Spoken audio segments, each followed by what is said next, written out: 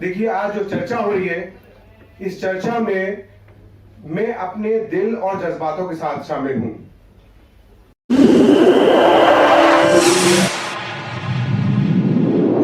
इस news channel पर जो भी वक्ता ने कहा वो उसकी अपनी राय है, जिसकी पुष्टि नेशन न्यूज इंडिया नहीं करता। धन्यवाद।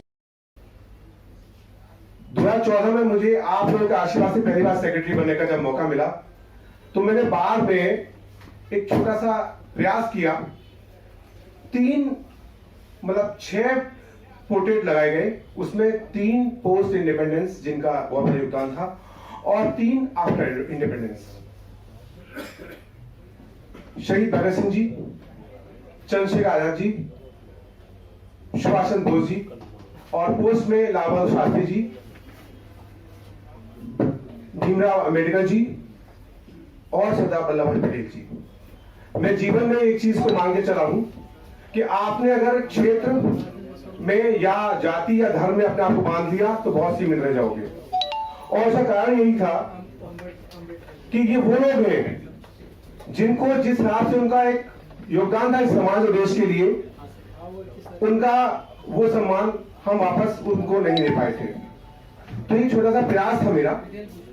जैसा अभी मेरे एपीजे भाई कह रहे थे, मैं इस बात से टोटली डिसएग्री हूं, क्योंकि मैंने आते ही एक और दूसरा निर्णय लिया कि जो भी हम ब्लॉक या हॉल बनाएंगे अपने एडवोकेट्स भाई के लिए, पहला ब्लॉक हमने डेडिकेट किया है हमारे उस समय के तत्कालीन राष्ट्रपति श्री एपीजे अब्दुल कलाम साहब के लिए, क्योंकि उसी वर्ष उनका इंतकाल हुआ था। मुझे एक वकील साहब जो यहाँ के बहुत ही प्रसिद्ध एडवोकेट थे, मुझे कहा गया कि आपकी जाति से हैं, इनके नाम से कर दो तो ज्यादा आपको वोटों का लाभ होगा। ये वोटों के लाभ की चीज नहीं हुआ करती। ये दिल के रिश्ते हैं। इस समाज को अगर आप ये मान के चलते हो कि वसुधैव कुटुंबकम, पूरा विश्व मेरा भाई के समान है, मेरा अपना है, तो मैंने फिर कहा हमें जाति धर्म इन सबसे ऊपर सोचना पड़ेगा। आज अगर मैं अम्बेडकर साहब के, जैसा कि मैंने कहा, इस आयोजन में हूं, और मैं अब से नहीं, जब आर भाई साहब ने और मेरे किसी भी साथी ने मुझे आदेश दिया है, मैं करबद्ध रूप से हाजिर होता हूं। उसका कारण सिर्फ यही है कि एक ऐसे व्यक्ति, एक ऐसे महान व्यक्ति, क्योंकि समय और देश काल के हिसाब से चीजें चेंज होती रहती हैं, लेकिन कुछ लोग अड़िग हैं ध्रुव तारे की तरह से। उस संदर्भ में अगर बात करें तो हम एक ऐसे व्यक्ति के बारे में आज यहाँ इस सभागार में चर्चा कर रहे हैं, जिन्होंने अपना पूरा जीवन संघर्ष में बिता करके जिया। चाहते वो भी इंग्लैंड में सेटल हो सकते थे, वो भी बाहर में सेटल हो सकते थे। मेरे बहुत ही प्यारे मेरे बड़े भाई श्री राहुल जी चले गए थे, सर आपको बहुत बहुत मेरा नमन। वो भी जाकर के इंग्लैंड में, क्योंकि 3 पीएचडी करने वाले लोग, कभी कभी कुछ लोग जो उनको हर एक का एक विरोधी होता है, बिना वजह बिना बात लोग कहते हैं कि खाली क्या संविधान अम्बेडकर जी ने बना दिया। तो क्योंकि मुझसे बहुत प्रबुद्ध लोग यहाँ बैठे हैं, उनको ये पता होगा कि 7 लोग जो एक प्रारूप ये सब कुछ फॉर्मेट करने के लिए जो कमेटी बनी थी, उसमें एक ने रिजाइन कर दिया, 2 दिल्ली से बाहर, एक बीमार, 2 देश से बाहर। उन 7 में से बाबा साहब रह गए। मेरे बड़े भाई राहुल जी ने कहा कि जब इस तरह का संविधान बन रहा था, क्योंकि कई देशों के संविधान को इसमें हमने समाहित किया था, उनकी जो अच्छाइयां थी इसमें समाहित की थी, बहुत बड़ी चीज थी ये। तो ये एक आया कि भाई सबकी एक राय शुमारी भी कर ली जाए। तो जैसा भाई ने कहा कि 8 या समथिंग लोगों ने कहा भाई ये तो बड़ा मुश्किल काम है, सबके अपने अपने प्रपोजल, अपने अपने सुझाव आएंगे, कैसे ऐसा हो सकता है कि हम सब पर विचार करें, जो माने वही ठीक है। अम्बेडकर साहब ने कहा नहीं, ऐसा नहीं हो सकता, हमारे विचार हमारे अपने हैं, लेकिन और भी हमसे अच्छा विचार दे सकता है। तो वो 8000 के आसपास, 8000 समथिंग शायद वो लेटर्स थे या जो सुझाव थे, एक एक को पढ़ा उस व्यक्ति ने। वो व्यक्ति, देखिए अगर आप बात करते हैं, हर एक मानव में एक दाना भी छुपा होता है, मेरे अंदर भी छुपा होगा। अगर दानव में छुपा होता तो वो व्यक्ति जो सूबेदार का बेटा था, जो उसके मन में पढ़ने का विचार आया, तो उसको क्लास में पीछे ना बिठाया जाता जहां जूते चप्पल उतारे जाते हैं। आज मैं खड़े होकर के इस बात का समर्थन नहीं कर सकता कि मैं ब्राह्मण हूं, नहीं साहब बिल्कुल ठीक जगह बिठाया। कैसे भाई? मानव में, हर मानव में अगर ईश्वर का अंश मैं मानता हूं, तो मैं ये कैसे कह सकता हूं कि ठीक बिठाया?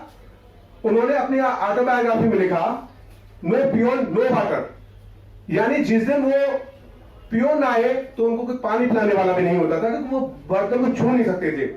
एक बच्चा जब स्कूल जा रहा है, सोचिए ये कितना बड़ा उसके मन पे आघात है, लेकिन किसी भी आघात से हमें टूटना नहीं है, किसी भी आघात से हमें और मजबूत होना है।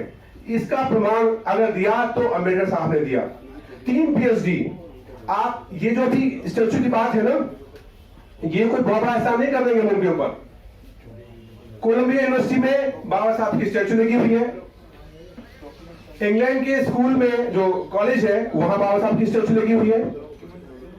एंथ्रोपोलॉजी, फिलोसफी, फाइनेंस, पता नहीं कितने कितने चीजों के ज्ञाता थे। 1942 में वो लेबर मिनिस्टर भी रहे। तभी से जो मेरे भाई कह रहे थे राहुल जी, उन्होंने ये जो ओवर टाइम है, कितना मिनिमम वेजेस होगा, ये सब उन्होंने उस समय पारित करवाया था, क्योंकि डिटेल में मेरे भाई बता चुके, मैं जाना नहीं चाहूंगा। 1935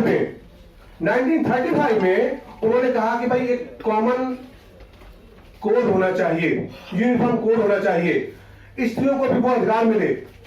जो गुरु बताए गए, ज्योतिबा फूले साहब, कबीर जी और गौतम बुद्ध जी, मैं आज यही एक बात कहना चाहता हूं कि उनकी आप प्रेरणा देखिए कि किस लेवल पर आई थी।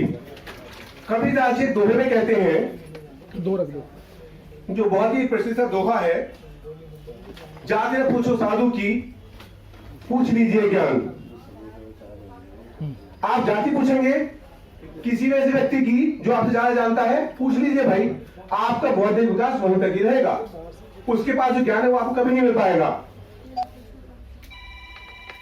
मेरा सिर्फ एक ही यहां पर आशय है कि इस तरह के जो भी विभूति महान विभूति हुए हैं, हम हमेशा, सर मैं बैठने वाला हूं, नहीं ज्यादा समय नहीं हुआ, क्योंकि वक्ता बहुत ज्यादा है और सबके पास अपने अपने इस तरह के विचार हैं, जिससे अवगत होना हम लोग भी बहुत जरूरी है। अब मैं स्टैच्यू के ऊपर आता हूं। अगर हम अपने देश के पहले लॉ मिनिस्टर की बात करते हैं, हमें गर्व होना चाहिए, वो हमारी जाति से थे। यहाँ काला कोट पहने हुए जो जितने भी व्यक्ति बैठे हुए हैं, अम्बेडकर उन सबकी जाति से थे। बहुत बढ़िया। मैं फिर कहूंगा, ये स्टैच्यू हमारे लिए एक प्रेरणा का स्रोत होगा, और शायद ऐसी प्रेरणा मिले भगत सिंह से, इसीलिए उनके नाम पे ब्लॉक, सुखदेव जी से, राजगुरु से, APJ अब्दुल कलाम साहब से, पटेल साहब से, जिनसे भी हमें प्रेरणा मिलती है, जैसे मेरे बड़े भाई कह रहे थे, हमें लेनी है। और आने वाली युवा पीढ़ी को भी लगना चाहिए कि हमारे प्रेरणा स्रोत क्या है। समाज वैसा ही बनेगा जैसी वो प्रेरणा ले रहा होगा। और जो आदमी टूट की बात करे, फूट की बात करे, वो हमारा दुश्मन है। हम जैसे अपने परिवार को बचाते हैं बाहर के सारे आपाधापी से, और एक शब्द पे मुझे दुख होता है जब मैं सुनता हूं, मनुवादी। सूक्ष्म बुद्धि का आदमी ही किसी मानव में भेद करेगा, चाहे वो ब्राह्मण हो, चाहे वो बनिया हो, चाहे वो किसी भी कास्ट का हो। मैं किसी कास्ट और धर्म की बात नहीं करूंगा। जब आप विश्वदेव कुटुंबकम की बात करेंगे तो आपके लिए हर प्राणी अपना है। जब आप हर जगह ईश्वर की बात करेंगे तो हर जगह हर जीव में ईश्वर है। मैं इस सोच पर आगे चलता हूं, मैं यही सोच मानता हूं, और मैं चाहता हूं मुझे भी बाबा साहब से यही प्रेरणा मिले कि वो व्यक्ति जो वंचित के लिए काम करते रहे, वंचित में स्त्री भी थी, जैसा कि भी बताया गया, उनको वो अधिकार नहीं थे समानता के जो आज मिले हुए हैं, उसके लिए लड़ने वाले वो व्यक्ति थे। जो आप देखेंगे, जो आपका हिंदू मैरिज एक्ट है, उसमें जितने भी सक्सेशन से या जो अधिकार मिले हुए हैं, पति शराबी है, कबाबी है, उसको रहना है, क्योंकि कोई डाइवोर्स है सब, वो उसके पास अधिकार नहीं है। सक्सेशन में ये इतने अधिकार जो देने वाले जो प्रेरणा स्रोत हैं, वो बाबा साहब हैं। वो लेबर के लिए, लेबर की कोई जात होती है क्या? लेबर मैं भी हो सकता हूँ, आप भी हो सकते हैं, कोई भी हो सकते हैं, उनके लिए काम कर रहे थे।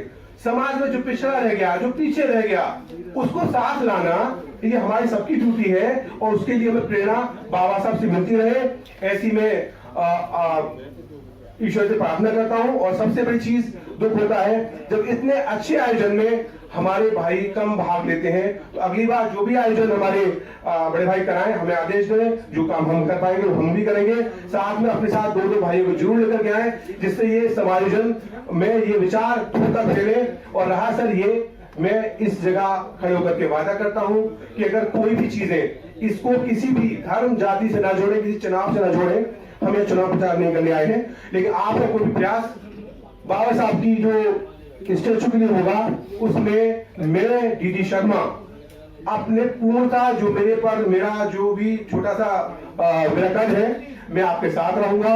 जय हिंद, जय भारत, जय भीम।